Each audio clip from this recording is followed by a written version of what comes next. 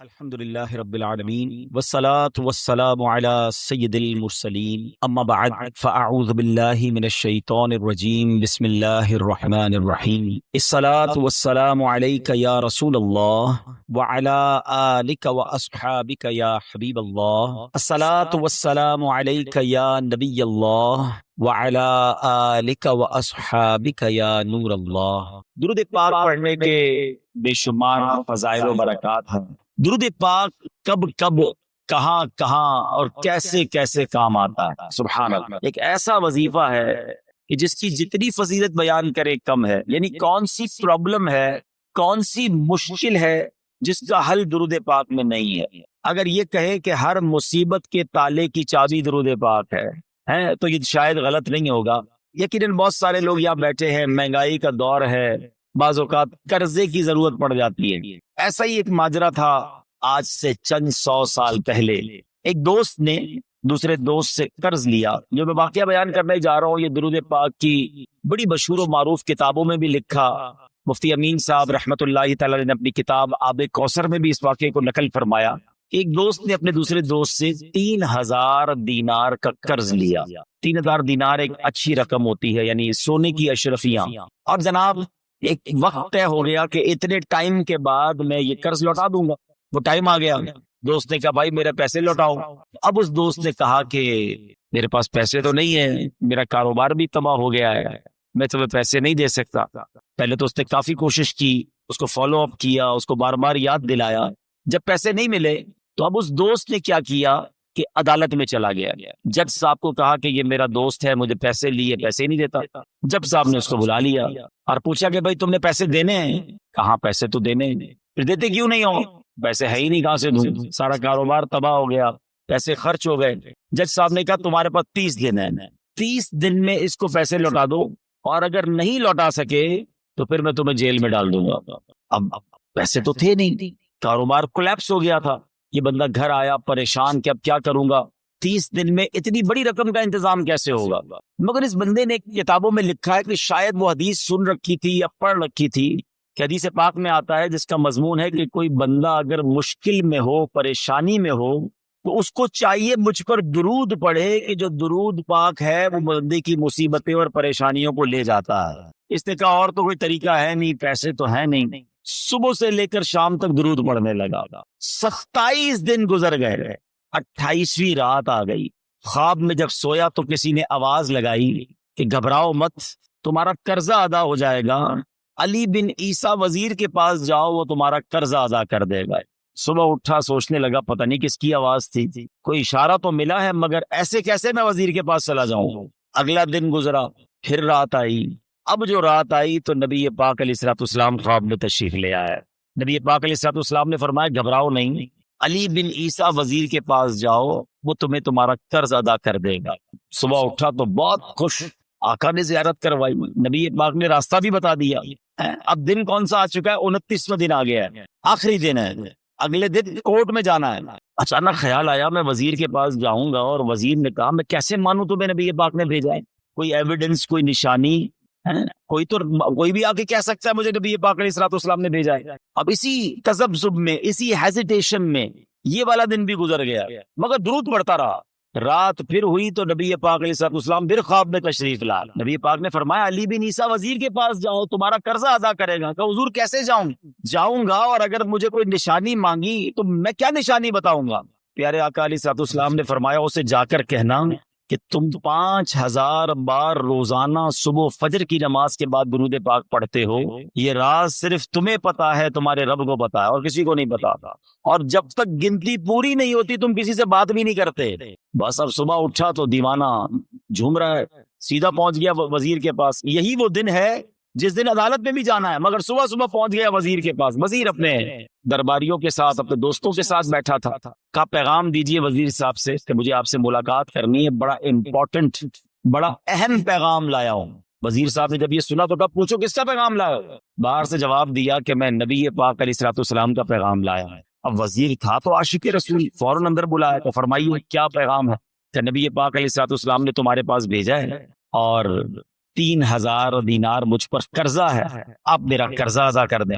تو وزیر صاحب نے کہا بات تو بڑی زبردست ہے، لیکن اگر کوئی نشانی ہو میں کیسے مان لوں کہ آپ کو پیارے آقا علیہ الصلوۃ والسلام نے بھیجا ہے؟ کہا خالی ہاتھ نہیں بھیجا، آقا نے نشانی بھی بتائی ہے۔ کہا بتائیے نشانی کیا ہے؟ کہا نشانی یہ ہے کہ آپ روزانہ صبح فجر کی نماز کے بعد 5000 بار درود پاک پڑھتے ہیں، اور یہ راز صرف آپ کو معلوم ہے، آپ کے رب کو معلوم ہے۔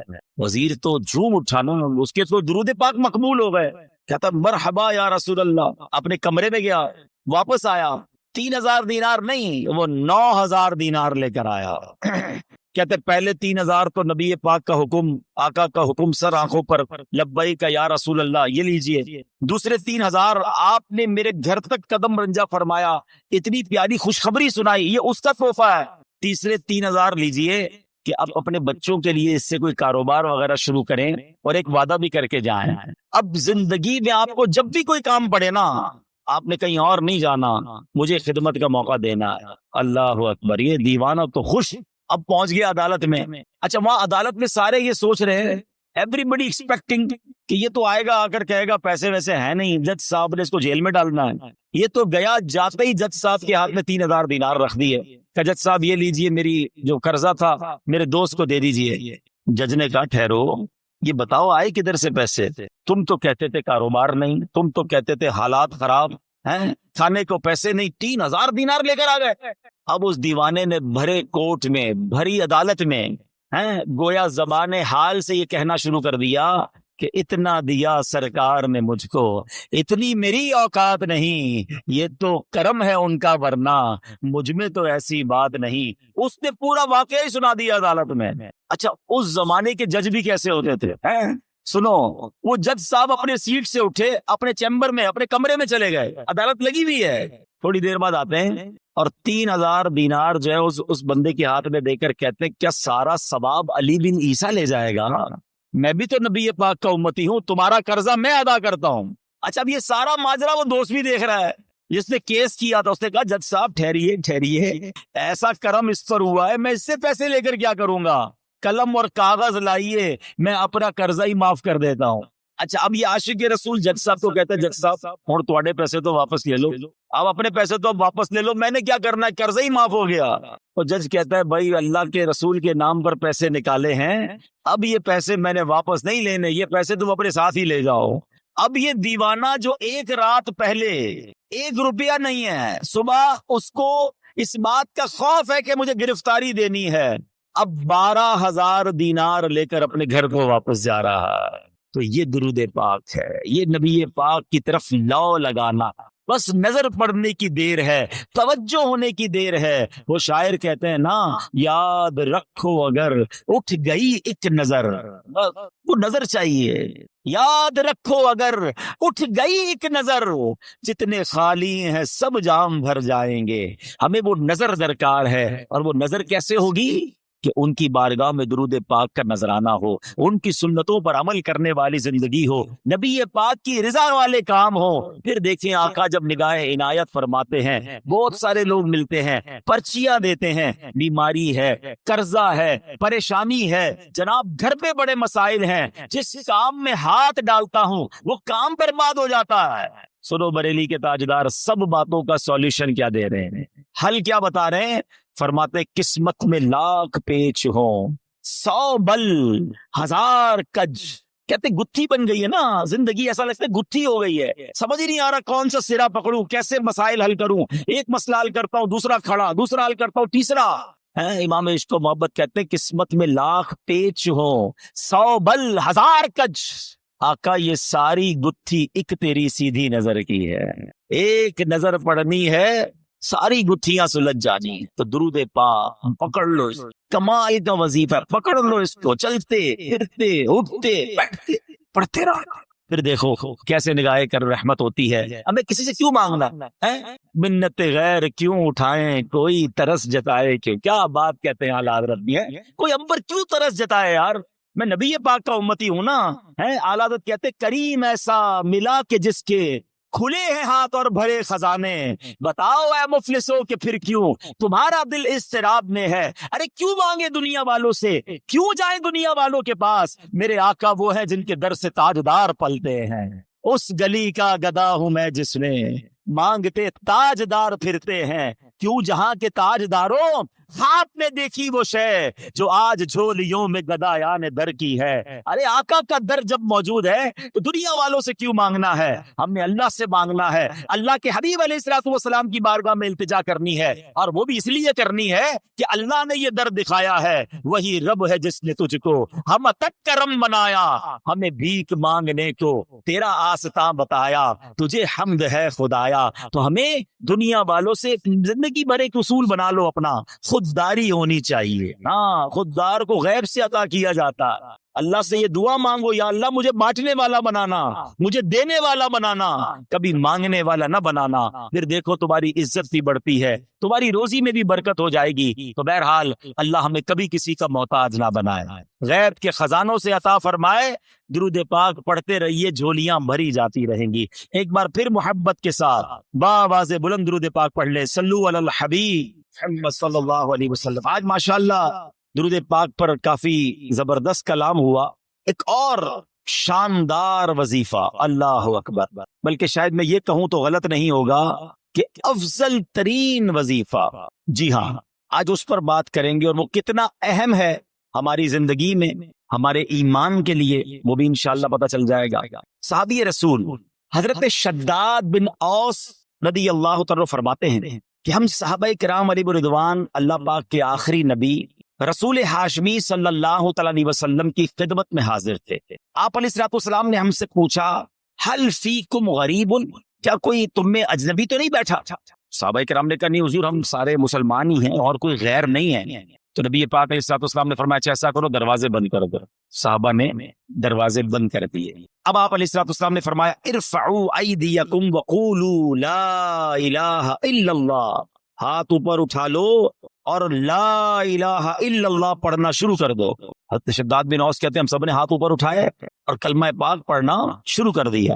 کچھ دیر اسی طرح ہم ذکر کرتے رہے، نبی پاک ذکر کرواتے رہے، اور اس کے بعد مالک جنت قاسم نعمت صلی اللہ تعالی علیہ وسلم نے خوشخبری سناتے ہوئے فرمایا ابشروا فإن اللہ قد غفر لکم، تمہیں بشارت ہو کہ بے شک اللہ پاک نے تمہیں بخش دیا ہے۔ مزید آپ علیہ الصلوۃ والسلام نے یہ بھی فرمایا کہ الحمدللہ، اے اللہ پاک تو نے مجھے یہ پاکیزہ کلمہ دے کر بھیجا، اسے پڑھنے کا حکم دیا اور اس پر جنت کا وعدہ بھی فرمایا، بے شک تو اپنے وعدے کے خلاف نہیں کرتا۔ سبحان اللہ۔ تو کلمہ طیبہ افضل الذکر لا الہ الا اللہ، اس کے کمال کے فضائل ہیں۔ کیا خوبصورت شعر شاعر لکھتے ہیں نا، حسبی ربی جس نے کہا فیض کے دریا کو پایا، گوہر مقصد ہاتھ آیا، لا الہ الا، کھل جائیں در جنت کے، دوزخ کی سب آگ بجھے، دل سے کوئی ایک بار کہے لا الہ الا اللہ، پڑھو لا الہ الا اللہ، لا الہ الا اللہ۔ سبحان اللہ۔ کلمہ طیبہ کے بہت فضائل ہیں، یاد رہے یہ افضل ترین ذکر بھی ہے، بہترین وظیفہ بھی ہے۔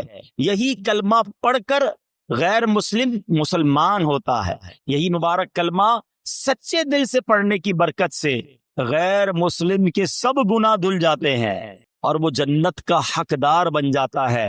حلیت الاولیاء میں ہے، دو عالم کے مالک و مختار مکی مدنی سرکار صلی اللہ تعالی علیہ وسلم نے فرمایا، اللہ پاک ارشاد فرماتا ہے بے شک میں ہی اللہ ہوں، میرے سوا کوئی عبادت کے لائق نہیں، بس اے لوگوں میری ہی عبادت کرو، تم میں سے جو کوئی میری بارگاہ میں سچے دل سے لا الہ الا اللہ کی گواہی کے ساتھ آئے گا وہ میری پناہ میں داخل ہوگا، اور جو میری پناہ میں داخل ہوا وہ میرے عذاب سے محفوظ ہو گیا۔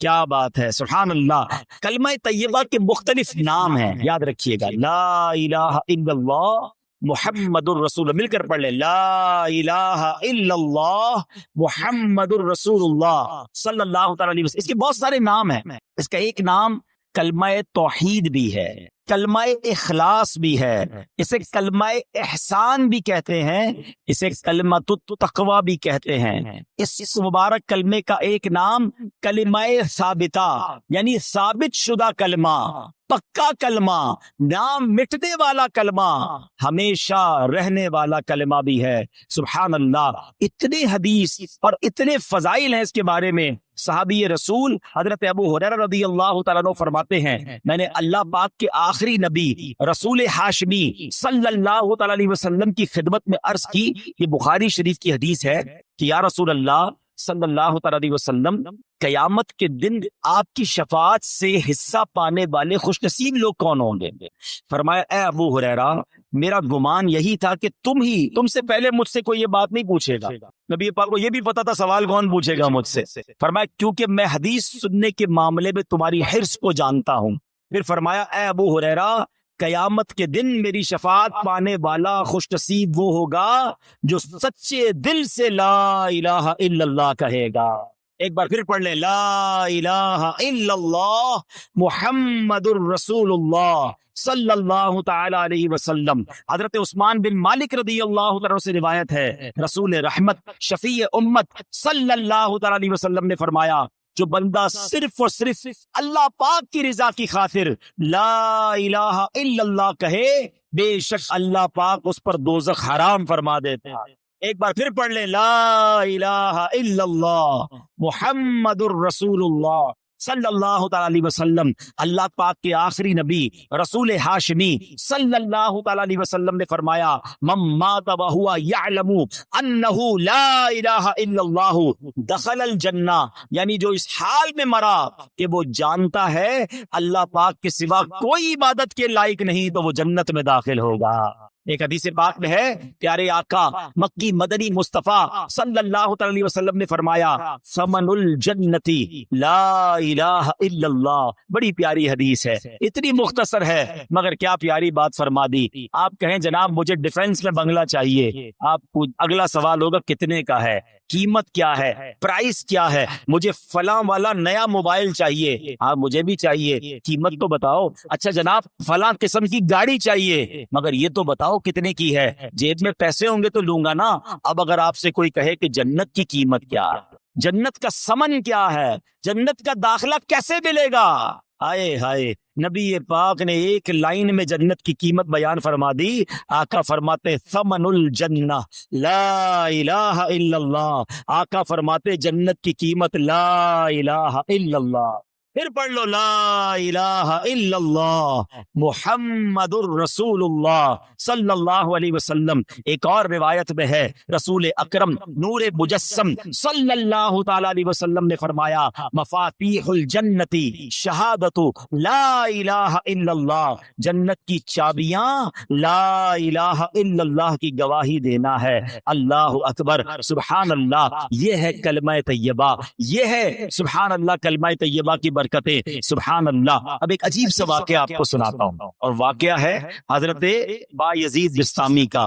حضرت بایزید بسطامی رحمت اللہ تعالیٰ علیہ ایک مرتبہ سفر میں تھے، آپ کو غیب سے آواز آئی، اے بایزید سمعان نامی شہر میں جاؤ، وہاں کے غیر مسلموں کے ساتھ ان کے عید کے اجتماع میں شرکت کرو۔ بایزید فرماتے ہیں کہ اللہ پاک کی پناہ، میں غیر مسلموں کے تہوار میں شرکت کروں؟ آپ نے کہا کہ نہیں، یہ میرے لیے پیغام نہیں ہو سکتا۔ رات سوئے، خواب میں پھر یہی آواز آئی، بایزید جاؤ اور غیر مسلموں کے فلاں تہوار میں عید میں شرکت کرو۔ پھر یہ کہتے میں اٹھ گیا، خواب سے کانپنے لگا، سوچ رہا تھا کہ یہ کس کی آواز ہے، مجھے کون پیغام دے رہا ہے، کہیں شیطان کی طرف سے تو نہیں؟ کہہ رہے میں بیدار تھا تو جاگتے میں آواز آئی، اے بایزید ڈرنے کی ضرورت نہیں، تم میرے فرما بردار ہو، مگر غیر مسلموں والا لباس پہنو، ان کے اجتماع میں جاؤ، ایک راز ہے اس میں۔ اب حضرت بایزید اللہ کے برگزیدہ بندوں میں سے اب سمجھ گئے کہ یہ شیطان کی طرف سے آواز نہیں ہے، یہ رحمان کی طرف سے پیغام۔ آپ نے لباس پہنا اور آپ چلے گئے غیر مسلموں کے تہوار میں۔ اب سارے بہت بڑا میدان، بہت بڑا میلہ، سب لوگ اپنے سب سے بڑے عالم کے انتظار میں بیٹھے ہیں۔ کچھ دیر بعد ان کا عالم آیا، سب لوگ بیٹھ گئے، اس نے تقریر کرنی تھی، مگر جیسی وہ عالم تقریر کرنے کھڑا ہوا نا، وہ کپ کپانے لگا، وہ لرزنے لگا، اور وہ کہتا ہے کہ لوگوں نے کہا اے سردار آپ تقریر شروع کیجئے، تو کہتا ہے کہ تو ہمارے اجتماع میں ایک محمدی بیٹھا، ایک اللہ کے آخری نبی کا امتی بیٹھا ہے، اور وہ تمہارے دین کا امتحان لینے آیا ہوا ہے، اس لیے میری آواز ہی نہیں نکل رہی ہے۔ پھر اس نے بلند آواز سے کہا، اے محمدی، اے اللہ کے آخری نبی کے امتی، کھڑے ہو جاؤ۔ حضرت بایزید بستامی کھڑے ہو گئے، تو اس عالم کہتا اب میں تم سے کچھ سوال کروں گا، تم نے جواب دیا تو اس کے بعد ہم ساری باتیں تمہاری مانیں گے، اور اگر تم جواب نہ دے سکے تو ہم تمہیں قتل کر دیں گے۔ حضرت بایزید بستامی تو ولیوں کے سردار تھے، آپ نے کہا پوچھو جو پوچھنا ہے۔ اس غیر مسلم نے بھرے مجمع میں 61 سوال کیے، 61 کوسچن کیے حضرت بایزید بستامی سے۔ حضرت بایزید بستامی نے سب کے سب ٹھیک جواب ارشاد فرما دیے۔ حضرت بایزید بستامی نے اسے سوال کیا، تم نے کر لیے سوال، اب میں سوال کرتا ہوں، بتاؤ آسمانوں اور جنت کی چابی کیا ہے؟ تو جو غیر مسلموں کا عالم تھا نا، وہ کہتا ہے آسمانوں اور جنت کی چابی کلمہ طیبہ لا الہ الا اللہ محمد الرسول اللہ۔ اللہ پاک نے اس کی زبان پر حق جاری کر دیا۔ اب اپنے اتنے بڑے عالم کی آواز سن کر، اس کا جواب سن کر، اس میدان میں ہزاروں غیر مسلم تھے، سب کے سب کلمہ پڑھ کر مسلمان ہو۔ اللہ اکبر، یا رسول یا اللہ، جاری رہے گا فیضان کلمہ طیبہ۔ اچھا، اب یہاں بڑی خوبصورت بات علماء نے لکھی کہ کلمہ طیبہ کے فضائل تو بہت سارے، لیکن اس کے تقاضے پورے کرنا بھی ضروری ہیں۔ فرمایا کہ حضرت زید بن ارقم رضی اللہ عنہ سے روایت ہے، رسول ذیشان مکی مدنی سلطان علیہ الصلوۃ والسلام نے فرمایا، جس نے اخلاص کے ساتھ لا الہ الا اللہ کہا وہ جنت میں داخل ہوگا۔ صحابہ کرام نے عرض کی، یا رسول اللہ صلی اللہ علیہ وسلم، کلمہ طیبہ کا اخلاص کیا ہے؟ فرمایا یہ کہ بندہ اللہ پاک کی حرام کردہ چیزوں سے بچتا رہے۔ اب ایسا نہیں صرف لا الہ الا اللہ پڑھتا رہے بھائی جنت میں چلے جائیں گے۔ ایک مرتبہ حضرت وہاب بن منبہ رحمۃ اللہ تعالی کی خدمت میں عرض کیا گیا کہ کیا کلمہ طیبہ جنت کی چابی نہیں ہے؟ فرمایا کیوں نہیں ہے، بالکل ہے، لیکن ہر چابی کے دندانے ہوتے ہیں نا، اگر تم ان دندانوں کے بغیر تالا کھولنا چاہو گے تو تالا نہیں کھلے گا۔ سبحان اللہ، کتنی پیاری مثال دے دی کہ کلمہ طیبہ جنت کی چابی ہے، مگر اس کے دندانے کیا ہیں؟ نماز ہے، روزہ ہے، حج ہے، زکوٰۃ ہے، جو فرائض ہیں وہ اس کے تالے کی چابی کے دندانے ہیں۔ تو گویا کلمہ بھی پڑھنا ہے، نماز بھی پڑھنی ہے، روزے بھی رکھنے ہیں، فرض ہو جائے تو حج بھی کرنا ہے۔ چلو حج کے بارے میں بھی تھوڑی سی بات کر لوں۔ بڑی تعداد میں وہ لوگ ہیں جن پر حج فرض ہو جاتا ہے مگر وہ حج نہیں کرتے۔ اس کو آسان نہ سمجھنا، جس طرح نماز فرض ہے نا، جس طرح روزہ فرض ہے۔ آپ کو پتہ ہے اسلام کے 5 پلر بچپن سے پڑھ رہے ہیں، 5 ارکان اسلام، اسکول میں تھے جب سے، مدرسے میں جب سے پڑھے، سب نے پڑھے ہوں گے۔ کون کون سے ہیں؟ نماز، روزہ، حج، زکوٰۃ اور توحید کا اقرار، کلمہ پاک پڑھنا۔ تو اب کلمہ تو پڑھ لیا، اچھا نماز کو اب بھی لوگ پکا فرض سمجھتے ہیں، بعض لوگ زکوٰۃ اور حج کو اتنی اہمیت نہیں دیتے، یہ بھی پلر ہے اسلام کا۔ اور حج نہ کرنا، اب میں جو حدیث سنانے جا رہا ہوں نا، وہ بڑی ہلا دینے والی ہے۔ حدیث پاک کا مضمون ہے، نبی پاک فرماتے ہیں جو کوئی شخص استطاعت کے باوجود، یعنی طاقت رکھتا ہے، پیسے بھی ہیں، گھر والوں کو بھی نان نفقہ دے سکتا ہے، ایسی صحت بھی ہے کہ حج کر سکے، استطاعت کے باوجود حج نہ کرے، آقا فرماتے مجھے کوئی پرواہ نہیں وہ عیسائی ہو کر مرے یا یہودی ہو کر مرے، یعنی معاذ اللہ اس کے ایمان پر خاتمہ نہ ہونے کا خوف ہے۔ لوگ کہتے ہیں یار بس حج کرنا ہے تو وہ ذرا بچی کی شادی کر لوں پھر کر لوں گا، وہ ذرا کاروبار سیٹ کر لوں پھر کر لوں گا، آج کل بڑی گرمی ہے، حج ذرا ٹھنڈ میں آئے نا پھر کر لوں گا۔ اور اللہ کے بندوں، ہمیں نہیں پتا ہم زندہ رہیں گے نہیں رہیں گے اگلے حج تک۔ کئی لوگ پچھلے حج میں ہمارے ساتھ تھے، اس بار نہیں ہیں۔ اگر فرض ہے تو دیر نہ کریں، اور اگر تم یہ سمجھتے ہو نا کہ 2-4 کام اٹکے ہوئے ہیں وہ ٹھیک ہو جائے تو حج کروں گا، ارے تمہاری بھول ہے، وہاں چلے جاؤ، سارے کام ادھر سے ہی تو بن جاتے ہیں، بگڑے ہوئے بنتے ہیں سب کام مدینے میں، بٹتے ہیں جہاں بھر کے آلام مدینے میں، مشکل میں ہو تو جاؤ نا آقا کی دربار میں۔ اور لوگ کہتے ہیں حج کے پیسے تو ہیں مگر اس سے زیادہ نہیں ہیں، وہ کم ہو جائیں گے، بھول ہے تمہاری۔ حدیث پاک سناتا ہوں جس کا مضمون ہے حج کرو غنی ہو جاؤ گے۔ حج کرنے سے مال میں بھی برکت ہو جاتی ہے، حج میں سستی نہیں۔ حج ایک ہی بار فرض، ایک بار کر لیا پھر بار بار نہیں ہے، لیکن جس نے ایک بار بھی نہیں کیا۔ اچھا ایک اور عجیب فینومینا، عمرے کرتے رہتے ہیں، ہر سال عمرہ کرتے، حج نہیں کیا۔ ارے بھائی تم 100 عمرے کر لو، تمہارا فرض ادا نہیں ہوا ہے۔ کوئی 100 نفل پڑھے اور فرض نہ پڑھے تو کیا ہوگا؟ فرض ادا ہو جائے گا؟ نہیں ہوگا نا، فرض کرنا پڑے گا نا۔ یہ بالکل اسی طرح حج کرنا پڑے گا۔ اور میں آپ کو سچ بتاؤں، کسی عاشق رسول کے ساتھ حج کر لیا نا پھر حج کی بار بار کیے بغیر چین آئے گا نہیں. حج کا مزہ بھی اور ہے، حج کا لطف ہی اور ہے. عرفات کا میدان، مزدلفہ کی راتیں، مینا کی بہاریں. آؤ اللہ سے دعا کرتے ہیں، اللہ کلمہ پاک کی برکت سے اسی سال ہم سب کو حج نصیب فرما دے. اے اللہ تیرے خزانوں میں کمی نہیں، ہمیں اسی سال تیرے گھر آ کر لبیک پڑھنا بھی نصیب فرما دو. میرے رب کے خزانوں میں کمی نہیں ہے، لیکن حج کرنے کی پکی نیت رکھو، اور اگر حج فرض ہو گیا تو اس کی تاخیر نہ کریں. تو پتہ چلا کلمہ جو ہے وہ جنت کی چابی تو ہے، لیکن جناب والا اس کے دندانے بھی ہیں. اور اس کے دندانے کیا ہیں؟ اس کے دندانے یہ ہیں کہ نماز پڑھے، روزہ رکھے، اور حج فرض ہو تو حج ادا کرے، زکوٰۃ کی شرائط پائے جائے تو زکوٰۃ دے. پھر دیکھیں انشاءاللہ یہ جنت کی چابی کیسے کام کرتی ہے.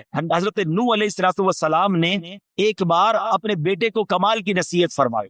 حضرت نوح علیہ السلام کا آخری وقت آ گیا. آپ نے اپنے بیٹے کو نصیحت کرتے ہوئے فرمایا، بیٹا میں تمہیں 2 باتوں کا حکم دیتا ہوں اور 2 باتوں سے منع کروں گا. بیٹا میں تمہیں حکم دیتا ہوں کہ کلمہ طیبہ لا الہ الا اللہ کی کثرت کرتے رہو. بے شک اگر ترازو کے ایک پلڑے میں 7 آسمانوں اور 7 زمینیں رکھ دی جائیں، دوسرے پلڑے میں کلمہ طیبہ رکھ دیا جائے، تو 7 آسمانوں اور 7 زمینیں کا جو وزن ہے اس کے مقابلے میں کلمہ طیبہ کا وزن بڑھ جائے گا. دوسری نصیحت فرمائی، بیٹا سبحان اللہ و بحمدہ کی کثرت کیا کرو. بے شک یہ ہر چیز کی تسبیح ہے، اس کی برکت سے مخلوق کو روزی دی جاتی ہے. دوسرا وظیفہ کیا مل گیا؟ سبحان اللہ و بحمدہ، سبحان اللہ و بحمدہ، سبحان اللہ و بحمدہ. روزی میں کمال کا وظیفہ. جس کی روزی میں پرابلم ہو روز صبح کم از کم 112 بار پڑھ لیا کرو. اب آئیے فرماتے بیٹا میں تمہیں مزید 2 نصیحتیں کرتا ہوں. شرک اور تکبر سے بچتے رہنا. تو یہ 2 باتیں پازیٹو جو کرنے والی ہیں، 2 باتیں جن سے بچنا ہے، اس کو پکڑ لیجئے. کلمہ پاک اور سبحان اللہ و بحمدہ کا ذکر کرنا، اور شرک اور تکبر سے بچنا ہے. یہ حضرت نوح علیہ السلام کی سبحان اللہ وصیت بھی ہے اور شاندار نصیحت بھی ہے. اور سبحان اللہ کلمہ پاک کی ایک اور فضیلت سنیں. حضرت عبداللہ ابن عباس فرماتے ہیں دن اور رات میں کل 24 گھنٹے ہیں، اور کلمہ طیبہ کے حروف بھی 24 ہی ہیں. جو ایک بار کلمہ طیبہ پڑھتا ہے اس کا ہر حرف 1 گھنٹے کے گناہوں کا کفارہ بن جاتا ہے. بس جب بندہ ہر روز 1 مرتبہ کلمہ طیبہ پڑھے اس پر کوئی گناہ باقی نہیں رہتا. اب سوچو جو دن میں کئی بار کلمہ پاک پڑھتا ہے اس پر کتنا اجر و ثواب ملتا ہوگا. تو یہ ذکر جو ہے اپنی زندگی میں شامل کر لیجئے. نبی پاک علیہ السلام نے فرمایا قیامت کے دن اللہ پاک فرشتوں سے فرمائے گا کلمہ طیبہ پڑھنے والوں کو میرے قریب کر دو اور میرے عرش کے سائے میں جگہ دو، بے شک میں ان سے محبت کرتا ہوں. اللہ کا محبوب بننا ہے تو کلمہ پاک کا ورد کیجئے. اللہ اکبر. میں نے ایک شروع میں بات کہی تھی کہ افضل الذکر کیا ہے. اب حدیث سن لو. احمد مجتبی رسول خدا صلی اللہ تعالی علیہ وسلم نے فرمایا افضل الذکر لا الہ الا اللہ و افضل الدعاء الحمدللہ. آقا فرماتے ہیں افضل ذکر ہے لا الہ الا اللہ اور افضل دعا ہے الحمدللہ. سبحان اللہ کلمہ پاک بھی پڑھنا ہے اور بات پر اللہ کا شکر بھی ادا کرنا ہے. بہرحال میرے پیارے اسلامی بھائیوں، اب ایک اور اہم بات سبحان اللہ کہ ہمیں جب آخری وقت کسی کا آ جائے نا، کسی مردے کا، کسی شخص کا آخری وقت، انتقال کا وقت قریب آ جائے، تو اس وقت اس کے پاس جا کر کلمہ پاک کی تلقین کرنی چاہیے، کلمہ سکھانا چاہیے. نبی پاک کا فرمان لَقِّنُوا مَوْتَاكُمْ لَا إِلَٰهَ إِلَّا اللَّهُ. اپنے مردوں کو لا الہ الا اللہ کی تلقین کرو، یعنی جو مرنے کے قریب ہو اسے کلمہ سکھاؤ، اس طرح کہ اس کے پاس بلند آواز سے کلمہ پڑھو. اب اس کا طریقہ بھی سمجھ لیں. بعض اوقات پتہ ہے کیا غلطی کرتے ہیں، کسی کا آخری وقت ہو اس کے پاس جا کر کہتے ہیں کلمہ پڑھو، لا الہ الا اللہ پڑھو، لا الہ الا اللہ محمد رسول اللہ پڑھو. یہ نہیں کرنا چاہیے. یہ بڑی اہم بات بتانے جا رہا ہوں. جو سکرات کا وقت ہوتا ہے نا، بڑی تکلیف میں ہوتا ہے بندہ، اس کو بڑی مشکل ہو رہی ہوتی ہے. خدا نہ خواستہ اس تکلیف میں اگر اب اس نے یہ کہہ دیا نا میں نہیں پڑھتا، میں کلمہ نہیں پڑھتا، تو کہیں ایسا نہ ہو اس کا خاتمہ برا ہو جائے. ہمیں کرنا پتہ ہے کیا، میں یہ نہیں کہتا کہ جو یہ کہہ دے میں نہیں پڑھتا اس کا خاتمہ برا ہوا، لیکن آپ کے دل میں تو بات رہ جائے گی نا یار اس نے منع کر دیا تھا کلمہ پڑھنے سے. تو یہ بات نہ کریں، بلکہ طریقہ صدر الشریعہ مفتی امجد علی اعظمی نے بہار شریعت میں لکھا، نزا کی حالت میں جب تک روح گلے کو نہ آئی ہو مرنے والے کو تلقین کریں. کس طرح کریں؟ اس کے پاس جائیں اور بلند آواز سے خود کلمہ پڑھنا شروع کر دیں. اشہد ان لا الہ الا اللہ واشہد ان محمد رسول اللہ پڑھتے رہیں. اب اس کو کہنے کا حکم نہ دے، آپ پڑھتے رہیں تاکہ وہ سنے اور اس کو یاد آ جائے. اور جب اس بندے نے کلمہ پڑھ لیا نا، آپ چپ ہو جائے، اب کوئی اور بات نہ کرے. اس کا آخری جملہ نکل چکا نا کلمہ، اب آپ خاموش ہو جائے. ہاں اگر کلمہ پڑھنے کے بعد اس سے پھر کوئی بات کرنی، اب دوبارہ آپ بلند آواز سے کلمہ پڑھنا شروع کر دیں. کوشش کریں کہ اس کا آخری کلام جو ہے وہ لا الہ الا اللہ محمد الرسول اللہ صلی اللہ تعالی علیہ وسلم کو. اللہ مجھے اور آپ کو مرتے وقت بھی کلمہ نصیب فرمائے. کس کس کی تمنا ہے مرتے وقت کلمہ پڑھنا ہے؟ سبحان اللہ. آج کل پڑھتے ہو؟ مرتے وقت سب کو پڑھنا ہے. روزانہ کتنی بار پڑھتے ہو؟ آج کا بیان نکال دیں. آج کے بیان میں تو ماشاءاللہ کئی بار ہم نے پڑھ لیا. آپ چوٹ کرنے کے لیے کہہ رہا ہوں، پچھلے ایک ہفتے میں کتنی بار کلمہ پڑھا؟ اپنے آپ کو جواب دینا، مجھے جواب مت دینا. تمنا کیا ہے کہ مرتے وقت کلمہ پڑھوں، آخری زبان پر کلمہ پاک ہو. زندگی میں نہیں پڑھنا ہے. کتنی فضیلتیں سن لی، افضل الذکر کہا گیا اس کو. اور ایک بات یاد رکھنا، مرتے وقت تو ویسے ہی پڑھنا مشکل ہوگا. ہاں زبان بھاری ہو جائے گی. آپ نے دیکھا بخار میں الفاظ نہیں نکلتے، سر میں درد ہو تو بات کرنے کو جی نہیں چاہتا، پیٹ میں درد ہو زیادہ بندے کی منہ سے بات ہی نہیں نکلتی ہے. ارے یہ پیٹ کا درد، سر کا درد، بخار کچھ نہیں ہے. اللہ عافیت رکھے. کتابوں میں لکھا موت کا ایک جھٹکا تلوار کے 1000 وار سے زیادہ سخت ہے. کیسے پڑھو گے کلمہ جب پوری زندگی نہیں پڑھتے تھے؟ یہ سوچنے والی بات ہے. ایک بزرگ کی بات مجھے ایسی دل پہ لگی ہے، یقین کرے. کیا جملہ کہہ گئے؟ کہتے ہیں اپنی زبان کو کلمے کا عادی بناؤ تاکہ جس دن زبان بھاری ہو جائے اس دن تمہاری زبان سے کلمہ ادا ہو جائے. عادت ہوگی تو نکلے گا نا. عادت ہی نہیں ہے کلمہ پڑھنے کی، کئی دن گزر جاتے ہیں. ارے ہونا کیا چاہیے کہ میں صبح ایک تسبیح کلمہ پاک کی پڑھوں، شام ایک تسبیح کلمہ پاک کی پڑھوں، جب موقع ملے زبان سے لا الہ الا اللہ محمد الرسول اللہ نکلتا رہے. پڑھتے ہی نہیں ہے. اچھا اس کو میں ایک اور طریقے سے سمجھاتا ہوں. یہ جو گندی محفلیں، بری محفلیں، برے دوستوں کے ساتھ بیٹھتے نا، نہ بیٹھا کرو. گانے سننا، فلمیں دیکھنا، غیبتیں کرنا، گالیاں دینا. پہلے ایک بات یاد رکھیں، یہ جو ہمارا دماغ ہے نا، کمپیوٹر کا CPU پتہ ہے اس میں کیا ہوتا ہے؟ ڈیٹا ہوتا ہے. آپ سرچ کریں وہ نکال کے دے دیتا ہے. یہ دماغ اللہ پاک نے ایسا کمپیوٹر دیا ہے ہمیں، ایسا CPU دیا ہے جس کو ڈیلیٹ کرنے کی بھی عادت نہیں ہے. دنیا کے موبائل بھر جاتے ہیں، بھائی تھوڑی سی ویڈیو ڈال دو، کمپیوٹر میں جگہ ختم ہو جاتی ہے. 50 سال کا ہو گیا ہوں میں، میرے بچپن کی ویڈیو بھی دماغ میں موجود ہے. سب کے ساتھ ایسا ہے نا؟ آپ کو بچپن کے کئی واقعات ایسے یاد ہیں جیسے آپ کی آنکھوں کے سامنے فلم چلتی ہے. یہ کدھر سیو ہے؟ ادھر سیو ہے. جس کا نام لیتا ہوں اس کی تصویر آ جاتی ہے دماغ میں. کیسے آتی ہے؟ یہ سب کی تصویریں سیو ہیں. دنیا بھر کے ممالک دیکھے وہ دماغ میں سیو ہیں. سب باتیں اللہ پاک نے یہ ایسی کمال کی چیز دی ہے، سیو ہیں. لیکن اگر گندی باتیں بھی سیو ہیں نا تو پھر یہ خیالات میں بھی آتی ہیں. نماز میں برے خیالات لوگوں کو آتے ہیں کیونکہ فلمیں دیکھ کے نماز پڑھنے آتے ہیں نا. اور یہ بری باتیں جو کر، دیکھو اس CPU میں جانے کا طریقہ کیا ہے؟ ان پٹ ہمارے دل و دماغ میں جانے کے 3 راستے ہیں. ایک بات یاد رکھیے گا، 3 دروازے ہیں: دیکھنا، بولنا اور سننا. یہ 3 راستے ہیں، یہ شٹر ہیں سمجھ لو. ان تینوں راستوں کو پاک کر لو تاکہ اندر جو بھی جائے گا وہ پاک و صاف ہی جائے گا. جب پاک گیا نا اندر تو جھٹکا لگے گا تو نکلے گا کیا؟ پاک ہی نکلے گا نا. مثال کے طور پہ یہ گلاس ہے، اس میں پانی ہے. کوئی بھائی ادھر سے گزرے اور اس کو ٹھوکر لگا دے، کیا گرے گا اس میں سے؟ بتاؤ نا. پانی گرے گا، دودھ گرے گا. دودھ کیوں نہیں گرے گا؟ اس میں ہے ہی نہیں دودھ. مولانا صاحب کیا ہو گیا آپ کو؟ دودھ تو جب گرے گا نا جب گلاس میں دودھ ہوگا. اچھا اس میں تھوڑا سا شربت ملا دوں، لال شربت ہو جائے. اب دھکا لگے گا تو کیا گرے گا؟ شربت گرے گا. سمجھ رہے ہو نا میری بات؟ یہ پریکٹیکل سے سمجھا رہا ہوں آپ کو. برتن میں جو ہوتا ہے وہی چھلکتا ہے. برتن میں جو ہوتا ہے ایسا ہی ہے. اب آؤ میں سمجھاتا ہوں. جس کے دماغ میں بری باتیں ہیں نا، گندی باتیں ہیں، بری محفلوں میں بیٹھا ہے، غلط دیکھ رہا ہے، غلط سن رہا ہے، غلط بول رہا ہے، جب دھکا لگتا ہے نا پھر وہی باہر نکلتا ہے. آپ دیکھ لیں اچھے خاصے نیک نمازی جھگڑا ہو جائے کسی سے، ارے باپ رے باپ ایسی گالیاں نکلتی ہے. بندہ کہ اس کو کیا ہو گیا یار؟ پتا چلتا ہے کہیں بیٹھتا ہے گالیاں سنتا ہے، ٹھیک ہے نا. اور کسی شریف النفس آدمی جس نے کبھی گالیاں سنی نہیں ہے، بیٹھتا ہی نہیں پوری صحبت میں، اس کو دھکا دے دو، اس سے کسی کا جھگڑا ہو جائے، یار نہیں مارو مجھے، کیوں لڑ رہے ہو بھائی، نہیں بھائی نہیں کرو، اس کے منہ سے گالی نکلے گی نہیں کیونکہ اندر گندا نہیں ہے. چلو ایک اور ایگزامپل، ایک اور مشورہ، ایک اور طریقہ. آپ کشتی میں کہیں جا رہے ہیں، اچانک جھٹکا لگا آپ کو، اترتے اترتے پیر سلپ ہو گیا، کسی نے دھکا دے دیا، فوراً آپ کی زبان سے کیا نکلتا ہے؟ چیک کر لو آپ. کچھ خوش نصیب وہ ہوں گے جیسے ہی دھڑکا لگتا ہے نا ان کی زبان سے نکلتا ہے لا الہ الا اللہ، یا اللہ، یا رسول اللہ، یا غوث پاک. سمجھ لو اندر صحیح بھرا ہوا ہے. سمجھ رہے ہو؟ اندر آپ کا پاک بھرا ہوا ہے، جھٹکا لگ رہا ہے اچھا ہی نکل رہا ہے. مگر ایسے بھی لوگ سن رہے ہوں گے کہ جب جھٹکا لگتا ہے نا گالی نکلتی ہے، ابے تیری، ابے او، پتہ نہیں کیا کیا بولتے ہیں یار. ذرا سا موٹر سائیکل کو بریک لگے سامنے والے کو گالیاں شروع. مطلب کیا ہے؟ اندر کیا بھرا ہوا ہے؟ گندا بھرا ہوا ہے. موت کا جھٹکا لگے گا اور خطرناک جھٹکا لگے گا. اندر اچھا بھرا ہوا ہوگا نا وہ باہر آ جائے گا، اور اگر اندر برا بھرا ہوا ہوگا نا، بے حیائی، برائی، گالیاں، مارے نہ جائیں، کہیں مرتے وقت بری باتیں زبان پہ نہ آ جائیں. ہماری تمنا کیا ہے؟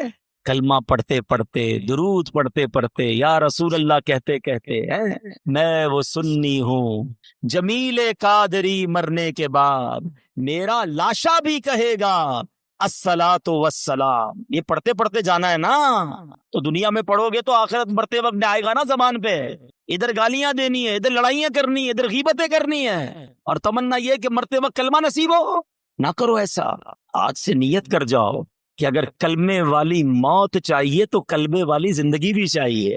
چابی اگر جنت کے دروازے کو کھولنے والی چاہیے تو چابی کے دندانے بھی تو چاہیے نا. تو اب انشاءاللہ ذکر و درود سے زبان کو تر رکھیں گے انشاءاللہ.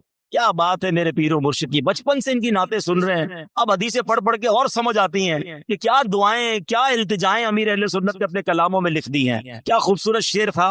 آپ ہم بہت پرانی نعتیں اور ہم پڑھتے تھے. ذکر و درود ہر گھڑی ورد زباں رہے، ورد زباں رہے، میری فضول گوئی کی عادت نکال دو، میری فضول گوئی کی عادت نکال دو. تو اب نیت کرتے ہیں انشاءاللہ روزانہ کم از کم 313 بار درود پاک اور 200 بار کلمہ پاک پڑھیں گے انشاءاللہ. اچھا کلمہ پاک میں ایک ہدف بتاتا ہوں آپ کو. اچھا وہ کوشش کریں، 1 مہینے کا ٹارگٹ دے رہا ہوں آپ کو. اللہ کرے کہ مجھے اور آپ کو اس بار حج کی سعادت مل تو ادھر کر لیں گے انشاءاللہ، ادھر نہیں جا سکے تو ادھر کر لیں گے. اب وہ وظیفہ ایسا ہے آپ کا ایمان تازہ ہو جائے گا. بس یہ میرا بیان میں اب اینڈ کر رہا ہوں، لیکن یہ وظیفہ سبحان اللہ حدیث سے سن لو. پہلے میں آپ کو اس کی فضیلت سنا دیتا ہوں. حدیث میں آتا ہے کہ جو 70,000 مرتبہ کلمہ طیبہ پڑھ لے اس کی مغفرت کر دی جاتی ہے. روایتوں میں آتا ہے. ٹھیک ہے، 70,000 پڑھنا ہے. اب یہ ضروری نہیں کہ ایک ہی محفل میں پڑھ لیں، آپ 1 مہینے کا ٹارگٹ رکھ لیں کہ یار اس مہینے 70,000 پورے کر لوں گا. اب اس پہ فرمائے لا الہ الا اللہ، لا الہ الا اللہ پڑھتا رہے. ہر 100 کے بعد ایک بار محمد الرسول اللہ صلی اللہ تعالی علیہ وسلم پڑھ لیں. اب اس کے بارے میں سبحان اللہ ایک بڑی خوبصورت روایت بھی ہے کتابوں میں. حضرت محی الدین ابن عربی ایک جگہ دعوت میں تشریف لے گئے تو ایک لڑکا جو ہے اس کے بارے میں مشہور تھا کہ یہ صاحب کشف ہے، اس کو بہت ساری باتیں کشف سے معلوم ہو جاتی ہیں. آپ نے سنا تھا. تو وہ بچہ جو ہے وہ آپ کے پاس کھانا کھا رہا تھا، اچانک رونے لگا. تو آپ نے کہا کیوں رو رہے ہو؟ کہ میں نے اپنی ماں کو جہنم میں دیکھا ہے، اس کی ماں کا انتقال ہوا تھا. شیخ ابن عربی نے تھوڑے عرصے پہلے 70,000 بار کلمہ پاک پڑھا ہوا تھا. آپ نے دل ہی دل میں وہ کلمہ پاک اس کی مرحومہ والدہ کو ایصال ثواب کر دیا کہ میں اس کو ایصال کرتا ہوں. وہ لڑکا مسکرانے لگا. آپ نے اس کو بتایا نہیں؟ کہتا کیوں مسکرا رہے؟ کہ میں نے ماں کو جنت دیکھا. شیخ ابن عربی نے کہا کہ میں نے اس کے کشف سے حدیث پہچان لی اور حدیث کی برکت سے اس کے کشف کو پہچان لیا کہ یہ واقعی غیب کی باتیں دیکھ لیتا ہے اور حدیث کتنی صحیح ہے یہ بھی مجھے اس واقعے سے پتا چل گیا. تو پتا چلا میرے پیارے اسلامی بھائیوں 70,000 بار کلمہ پاک. میں نے تو جب سے یہ حدیث پڑھی ہے نیت کر لی ہے، کچھ شروع بھی کر دیا ہے. میرے لیے بھی دعا کریں، آپ بھی ٹارگٹ لے لو. فضول باتیں یار موبائل پہ گھنٹوں گزارتے ہیں، وقت کرتے ہوئے کلمہ پاک پڑھنا شروع کر دے. تسبیحات میں لے کتنی بار ہو جائے گا لا الہ الا اللہ، لا الہ الا اللہ، لا الہ 100 بار پورا ہو جائے محمد الرسول اللہ صلی اللہ علیہ وسلم پڑھ لیں. انشاءاللہ یہ زبان کلمے کی عادی بھی ہو جائے گی. اچھا پھر ضروری تھوڑی ایک بار 70,000 پڑھیں، اللہ توفیق دے، کیونکہ جب آپ پڑھو گے نا 70,000 بار یہ دل جگمگ کرنے لگ جائے، کلمے سے محبت ہو جائے گی اور پڑھنے کو جی چاہے گا. کبھی کہنا یار چلو امی کے نام پہ 70,000، کبھی کہنا ابو کے نام پہ اتنے تحفے دیے امی ابو نے، اور خاص طور پہ جن کے ماں باپ چلے گئے ان کے لیے تو زیادہ نصیحت کریں گے، تو امی ابو کے نام پر جو ہے وہ ہم پڑھیں۔ پھر اللہ کا توفیق دے تو پیر صاحب کے نام پہ پڑھ لیں، چلو ان کے ایصال ثواب کے لیے، غوث پاک کے ایصال ثواب کے لیے، تو انشاءاللہ بزرگوں کے ایصال ثواب کے لیے پڑھتے رہیں گے، کلمہ پاک کا ثواب تو ملے گا، بزرگوں کا فیضان بھی مل جائے گا انشاءاللہ، تو پڑھیں گے انشاءاللہ۔ چلو 3 بار مل کر پڑھ لیتے، لا الہ الا اللہ محمد الرسول اللہ، لا الہ الا اللہ محمد الرسول اللہ، لا الہ الا اللہ محمد الرسول اللہ صلی اللہ تعالی علیہ وسلم۔ اب دیکھو یہ دعوت اسلامی کیا پیارا ماحول ہے، کبھی پکڑ کر ہمیں درود پاک کی فضیلت بتاتے ہیں، کبھی کلمہ پاک کی فضیلت بتاتے ہیں، کبھی نماز کی طرف بلاتے ہیں، اللہ رسول کے ذکر کی طرف بلاتے ہیں۔ تو اس الٹی سیدھی محفلیں چھوڑ دو، الٹی سیدھی گیدرنگیں چھوڑ دو، اللہ رسول کے ذکر کی، اور پھر سبحان اللہ ہر جمعرات اجتماع میں ذکر الہی کروایا جاتا ہے۔ ہاں کوئی بندہ یہ کہہ سکتا ہے بھائی میں تو ہر ہفتے کلمے کی ورد کرتا ہوں، کیسے کرتا ہوں؟ ہر ہفتے اجتماع میں جاتا ہوں، اجتماع میں تو ماشاءاللہ ذکر الہی کروایا جاتا ہے، تو نیت کر لیں انشاءاللہ ہر جمعرات پابندی سے آئیں گے انشاءاللہ۔